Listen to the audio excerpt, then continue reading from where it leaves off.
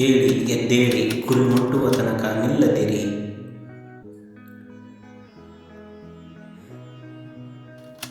ನನಗೆ ಬೇಕಾದದ್ದು ಕಬ್ಬಿಣದ ಸ್ನಾಯುಗಳು, ಉಕ್ಕಿನ ನರಗಳು ಮತ್ತು ಸಿಡಿಲಿನಂಥ ಮನಸ್ಸುಗಳು. ಅಂತಹ ಕೆಲವೇ ತರುಣರಿಂದ ದೇಶದ ಭವಿಷ್ಯವನ್ನೇ ಬದಲಾಯಿಸಬಲ್ಲೆ.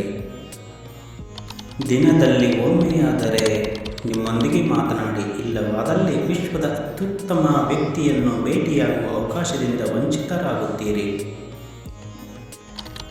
ಗುರು ಎಂದರೆ ವ್ಯಕ್ತಿಯಲ್ಲ, ಒಂದು ಶಕ್ತಿ. ಅಜ್ಞಾನದ ಕತ್ತಲೆಯ ಕಳೆದು ಸುಜ್ಞಾನದೆಡೆಗೆ ಕರೆದುಕೊಂಡು ಹೋಗುವ ಶಬ್ದವೇ ಗುರು. ಯಾವುದನ್ನು ಬಯಸಬೇಡಿ.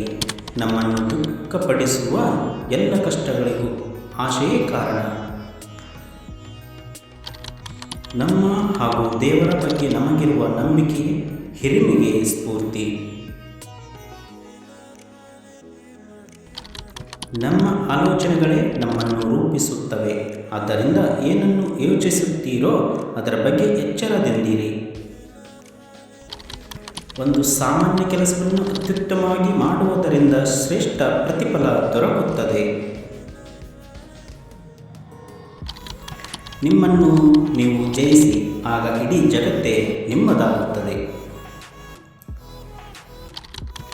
ನಿಮ್ಮ ಮೇಲೆ ನೀವು ನಂಬಿಕೆ ಇಡಿ, ಆಗ ಜಗತ್ತು ನಿಮ್ಮ ಪಾದದಡಿಯಲ್ಲಿರುತ್ತದೆ.